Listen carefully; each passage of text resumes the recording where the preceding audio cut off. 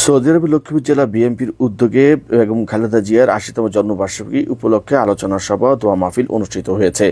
প্রবাসী লক্ষ্মীপুর জেলা বিএনপির সভাপতি বিনাজুল ইসলামের সভাপতিত্বে সাধারণ সম্পাদক ফারুক হোসেন পাটোয়ারির সঞ্চালনায় অনুষ্ঠানে প্রধান অতিথি হিসেবে উপস্থিত ছিলেন সৌদি আরব পূর্বাঞ্চল বিএনপির প্রতিষ্ঠাতা ও সাবেক সাধারণ সম্পাদক, প্রবাসী লক্ষ্মীপুর জেলা বিএনপির প্রতিষ্ঠাতা ও সাবেক সভাপতি সাংবাদিক ফারুক আহমেদ চান।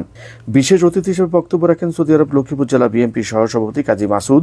স্বাগত বক্তব্য রাখেন প্রবাসী লক্ষ্মীপুর জেলা বিএনপির সিনিয়র যুগ্ম সাধারণ সম্পাদক আশরাফ উদ্দিন।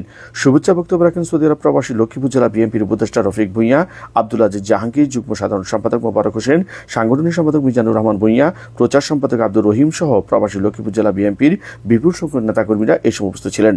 সবশেষে বিএনপি চেয়ারপারসন বেগম খালেদা জিয়ার দীর্ঘায়ু কামনা করে বিশেষ দোয়া করা হয়। মোহাম্মদ জাহাঙ্গীর আলম হৃদয়, মোহনা ডিজিটাল।